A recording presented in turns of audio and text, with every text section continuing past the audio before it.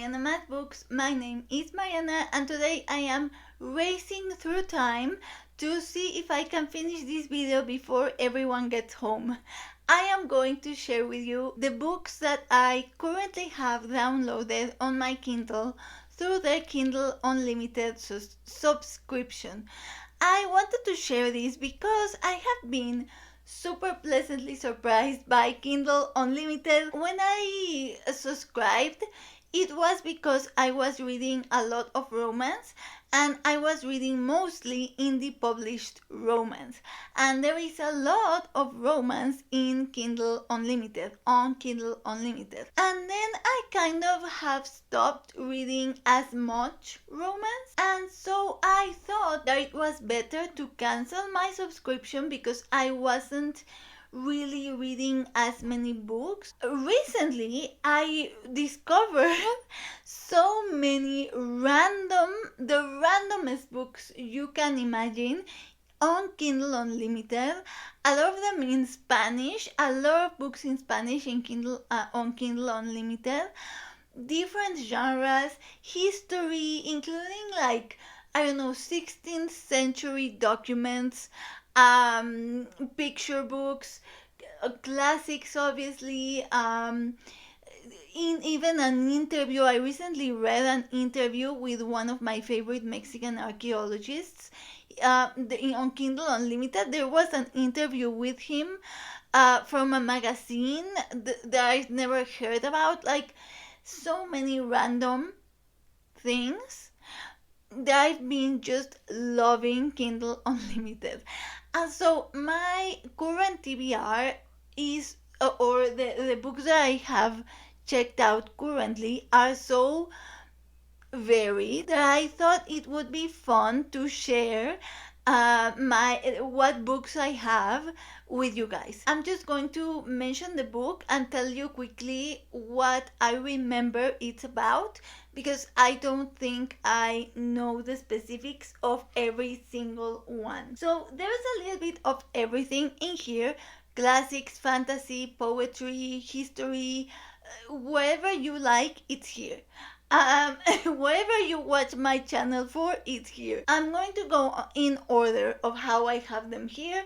No particular order. I was going to go by theme, by genre. I'm not going to do that. So the first book that I have is Orlando Furioso by Ludovico Ariosto. It is an epic poem from the 1500s that features the main character Orlando, who is based on Roland from the Song of Roland, who was a knight, I want to say, of Charlemagne, but this is completely fiction. So Orlando is based on that historical character, but the book is just complete fiction, and it is very, very fantastical. At one point, I think there's someone who goes to the moon on a Pegasus. So it's that kind of thing, but it is poetry and it is from the 1500s. And I downloaded this because I am taking an Arthurian cycle class, and we talked about this book in one of the lessons and in one of the sessions, and I have added so many books to my TBR thanks to that class, and this one was on Kindle Unlimited, and so I just went ahead and downloaded it. Then we have one that is in Spanish, and it is absolutely fabulous, amazing. I loved it, and it is called Casas by María José Ferrada. Casas means houses, and it is a picture book, a collection of short narrations, short mini stories. Some of them are only one paragraph long, and each one is about a different person and a different house. It's about a person and their house, but it is very poetic, lovely. There were some paragraph long stories that almost made me cry.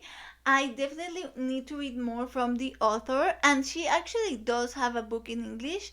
She is María José Ferrada, and I'm going to put the cover on screen because I don't remember the title. You can check it out. I'm definitely going to read it because I want to read more from her. Amazing. Then I have an essay collection called The Art of Eating by Mary Frances Kennedy Fisher.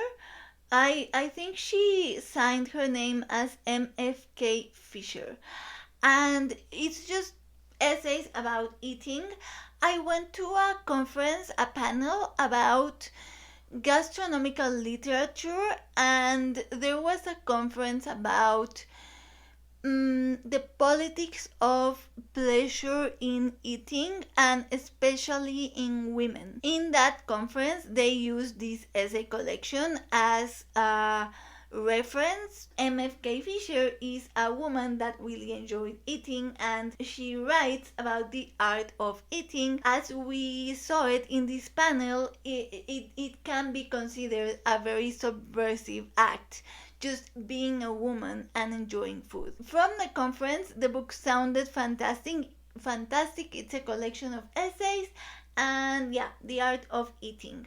Then I have Fortunata y Jacinta. I don't know if in English it has a version which would be like, I don't know, Fortunata and Jacinta, I guess. And it is by Spanish author Benito Pérez Galdós. This one is a classic. I will put the year on screen. And Fortunata and Jacinta are two women. I think one of them is married to a man, and the other one is this man's lover.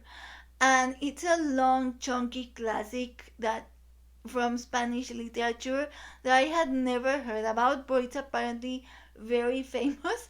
I recently started binging a lot of Spanish booktube, and I saw this recommended in one of the videos, and it sounds fantastic. I want to read it. Then I have a history nonfiction that I'm currently reading for Historathon, and it is called Conquest, Cortés, Montezuma, and the Fall of Old Mexico by Hugh Thomas.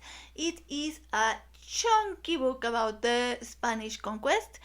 It is really good, thoroughly researched, but it is written in the 90s, and you can tell that it is written in the 90s. So the parts about the Aztecs, I'm kind of like, but the parts about the Spanish are really awesome, and I have learned really interesting things I kind of want to do a video about, but this is not the video for it. So just know I wouldn't recommend this as like an intro to the conquest, just because it's so long and it goes on details that I don't think are necessary from like centuries earlier. I'm loving it, but I wouldn't recommend it as intro. I'm going to make a video about the conquest, so I'm not going to keep talking about that. Then I have a fantasy called In the Jaded Grove by Anela Deen. Anela Deen. I don't know how to pronounce her name. And I don't remember where I saw this book. I don't remember why I downloaded, who recommended it, but the synopsis sounds fantastic. I want to say it sounds kind of like it will have a romantic element, but it's not a romance. So it's not fantasy romance, it is fantasy. Off the top of my head, I want to say it's kind of like maybe Portal fantasy. I want to say there is a character from like a fantasy, a fairy land. He's like a soldier from a fairy land, and he suddenly for some reason ends up in a girl's backyard or a woman's backyard. I don't remember exactly. It sounds really good, and I love the cover, and I don't remember who recommended it or where I saw it, but I really want to read it, same as everything here.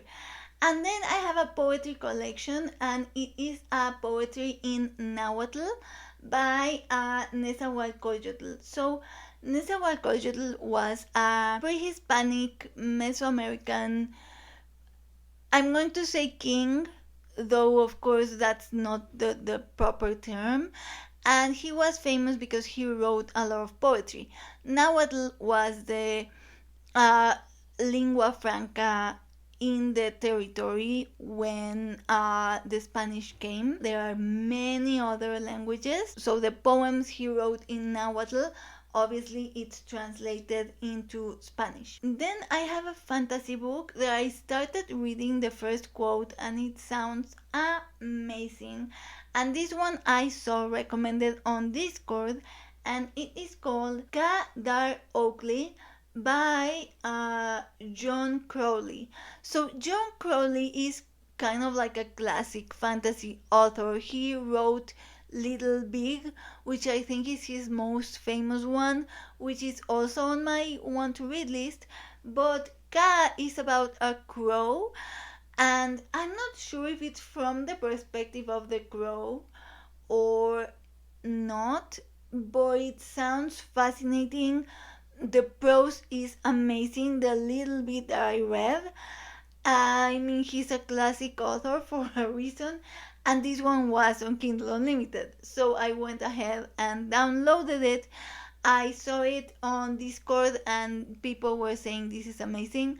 And I checked it out. The synopsis sounds amazing. The prose sounds amazing. So downloaded it. Then I have a Spanish medieval classic called Amadis de Gaula, and it is a nightly literature. I don't know if that's the correct term, literature about knights. Uh, Kind of like in the vein of the Arthurian cycle, but in Spain. Amadis was the knight from these stories. Amadis is one of the most famous medieval knight stories from Spain, and the reason why I want to read it is because I have been reading a lot of the Spanish conquest, and one of the conquistadors, when he came and he saw Tenochtitlan in his chronicles, he says that the only way to describe it is that it looked like right out of a tale of Amadis. That's how I first heard of Amadis, and when I saw, I was like, I want to read it, so I downloaded it. And yesterday in my Arthurian cycle class, we discussed the influence of the Arthurian cycle in Spanish medieval literature, and we talked about Amadis. So now I'm even more excited to read it. Then I have a classic by Victor Hugo, which is called Our Lady of Paris, which is the Hunchback of Notre Dame. I didn't know that the name of the book was not the Hunchback of Notre Dame. In French, the title is Our Lady of Paris, and in Spanish, it is Nuestra Señora de París, Our Lady of Paris. I realized that I always read stuff in English, but Victor Hugo didn't originally write in English, so why am I reading it translated to English? I can read it translated to Spanish, because I do like to read in its original language when it was originally published in English, but again this was French, so Spanish. Then I have an account by a friar who was called Barrtolomé de las Casas, and he was like the principal defender of the Indians from the Spanish clergy when the conquest. He was actively against the treatment of the indigenous people. It's still from a very colonialistic, paternalistic view, but he was very much for the rights of the people here against the conquest, and he wrote a treatise called something like A Brief History of the Destruction of the Indies, something like that in English. I have it here in Spanish, and this is of course a 16th century text. Then I have another poetry collection in náhuatl, but this one is not by Nezahualcóyotl, who is the poet king. This one is just a general collection of different classic poetry in náhuatl. Of course, translated to Spanish. Reading a lot about the conquest has made me want to learn náhuatl. Then I have a letter written by one of the friars that came in the Conquest, and obviously written in the 16th century, and it is a letter from him to the Emperor Charles V. I have no idea what this letter is about, but he is Toribio de Motolinia is a very famous friar who is often quoted in conquest histories, and so I want to read him. And in this one, he writes a letter to Charles V, and it's the letter here on Kindle Unlimited. It's so random. I'm loving Kindle Unlimited at the moment. And then I have 3 graphic novels. The first one is Day Tripper by Fabio. Oh, it has a lot of commas. I'm going to write the name in the screen. I want to say I saw it recommended on Noel 7 Pages, and I want to say it's about a person who keeps living and living and living the same day and then dying, something like that, because that is what attracted me to the graphic novel. It's the one book that has stayed on my Kindle since I got the subscription. I change and change and change the books, but this one has stayed, so I should eventually read it. And then I have one called The Delicacy by James Albon. I want to say it's Scottish, maybe. I don't remember where I saw it, but it is, I want to say, about a chef. You can tell these are the oldest ones. Then I have a children's graphic novel called Cody about a bear, and it is by Jared Cullum. And that one I saw recommended on A Book Like You. And again, I downloaded it a while ago. I don't know what it's about other than a cute graphic novel about a bear for kids. So I'm in. Then I have a short story, like a single short story. There are a lot of single short stories on Kindle Unlimited. It is fantasy, and it is by Alex E. Harrow, who is an author that I've been wanting to read, and it is called The Six Deaths of the Saint.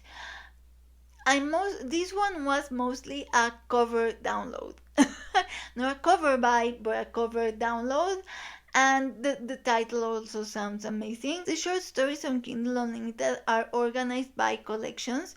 All of the stories in this collection have fantastic covers, and I am attracted to all of them, but this one was the one that I downloaded. I have 3 more, and that's it. And I'm done. So the first one is How to End Women's Writing by Joanna Ross.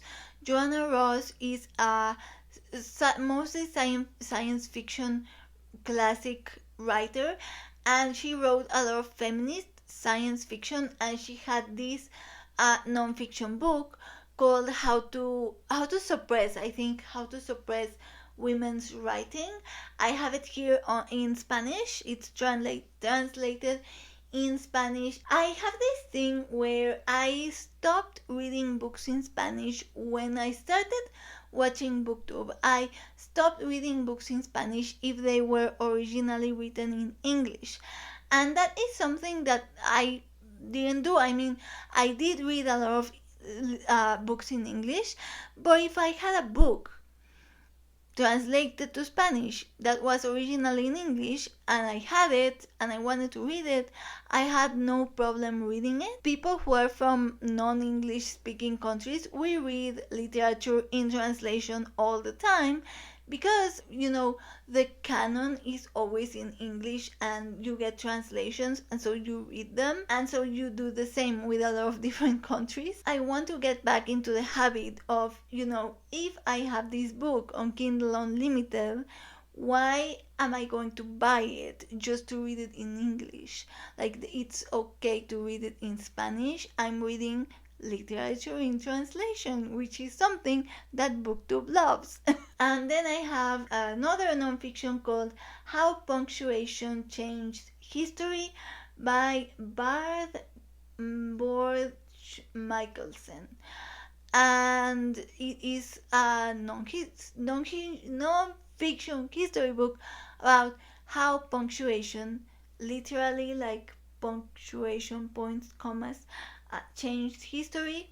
Sounds super interesting. I don't know where I saw it, but I have it here. And then finally, I have one that I already read for a book club at work, that I run at work, and it is called The Sound of a Wild Snail Eating by Elizabeth Tova Bailey. It is kind of like a memoir type illness slash facts about snails. It was very popular on BookTube a while ago, and I read it in Spanish because it was on Kindle Unlimited. So those were all the books that I have. This was longer than I thought because I think I didn't talk as much, but they were 20 books. I didn't think this through. So 20 books, 30 minutes talking, I don't think that's too bad. Those are all the books I have. I am loving the randomness of Kindle Unlimited, and I wanted to share with you what books I currently have downloaded. That would be it for today. Thank you so much for watching. I will see you soonish in another bookish video, and in the meantime, I wish you happy reading.